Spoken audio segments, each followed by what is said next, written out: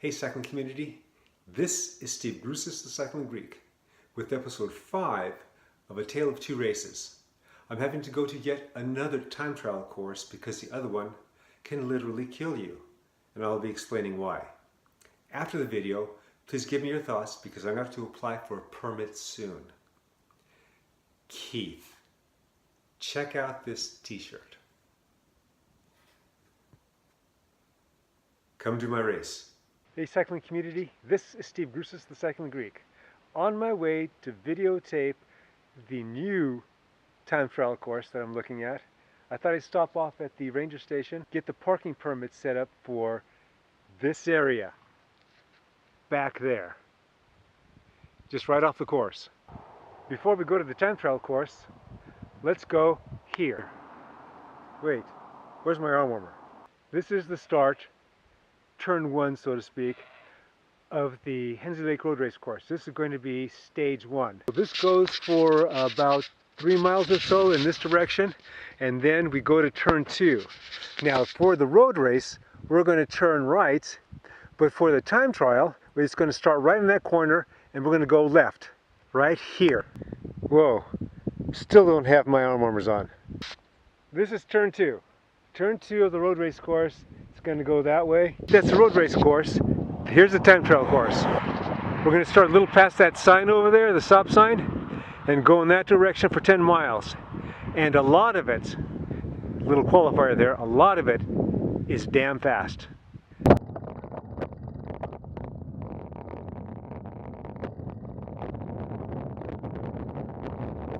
For those of you familiar with the Velopromo Madeira stage race, which takes place in this same area, the time trial course you're seeing now is actually on most of the 17-mile circuit of the Madeira road race. Let's take a look at the layout. Now you see the start and you see the finish. You also see that if you continue on past the finish and take that right turn back to the start, you have one lap of that Velopromo Madeira stage race course. The first 7 miles of this 10-mile circuit, going from the start down to the lower left-hand corner, you do that right turn, is fast. In fact, some sections you're going to wish that you had a 56:10. And you can see why when the profile is overlaid. You start off at 550 feet, and at that 7-mile mark, you're at about 350 feet elevation. About a couple hundred meters after the right turn, the road surface turns from excellent to fair. And this fair surface goes on for about 2 kilometers. The road surface for this final 2 kilometers of this course is poor. Let's take a few moments to discuss why I had to move to this time trial course from the previous time trial course I had defined.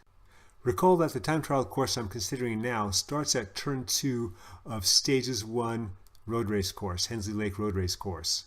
What you're seeing now actually approaches turn 1 of that same road race course. And this is before road closures. First I was considering where the start is at the lower left-hand corner and going up to the upper right-hand corner, and that would be a turnaround up there with a CHP, and then you'd come back and finish near the start, but before the start. The USAC officials, which I've been conferring with all this time, were not going to allow this, and after they explained why, I agreed. A few years back, up in Yolo County, which is near Davis, Sacramento, California, there was a time trial of a similar type. I believe this was also with a 180 at the halfway mark. Like this course, this was a 2-lane road with no bike lanes. This course has some wide 2-lane and some not so wide 2-lane. With individual cyclists going in both directions and the roads open to the public, a car which had decided to pass a cyclist went head on to another cyclist, killing him. After that, Yolo County, I am told, never allowed a time trial unless it was on a circuit where the cyclists were not allowed to travel back or on a closed course. As you can see from what I have on the screen, I went for the closed course next. Madeira County was not going to go for it, I think mainly because the detour was so far away. This course was only going to be closed on a Sunday morning between 6 and 12 in the afternoon. My next option was to make this all one direction. What was going to be the start at the lower left-hand corner was now going to be the finish. The start was going to be a little past the turnoff to the Hensley Lake Road Race, on top of an extended bump. But still, this was not going to get past the USAC officials. Reason being is that even though the race was going to go in one direction, the racers would be traveling in the other direction to get back to their cars. You are now pretty much caught up on why I'm having to look at this current time trial course. This TT course is pretty much perfect except for that last 2 kilometer of poor road surface. Now, that may not make a difference, that's just a concern that I have. This is part of the reason why I'm making this video, is to get your opinions on this, those of you who are looking to race this. Is this last 2K of poor road surface a make or break for you in terms of coming out to the race? When you take a look at the entire layout of the OTF stage race, you'll see that Stage 1 road race takes place on Saturday. And so we're talking about what's going to be happening with Stage 2 and 3. 3 is in the lower right-hand corner. The current edition of the time trial I'm looking at now adds about 20 minutes of travel time to Stage 3, compared to the time trial I was looking at before.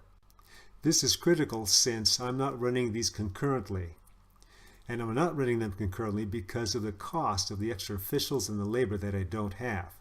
I do have another option for a flat 10-mile time trial course, labeled as option 2 on the screen, that I tend not to want to use for the following 3 reasons.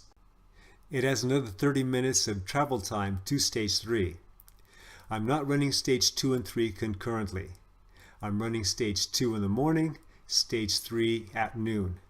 Reason being the increased cost due to added officials and labor that I do not have. The second reason is that this option 2 course is used by the Velo Promo Madeira stage race for its time trial. I do not want to introduce any problems for Velo Promo from residences and businesses in the area from using that course multiple times throughout the year. And the last reason is I want the OTF stage race to have its own character.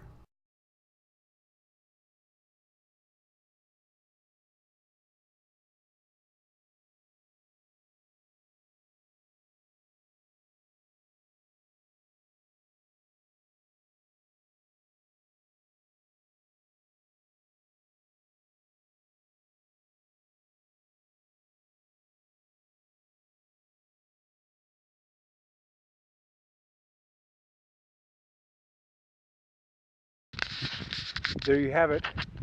7 miles that's smoking fast.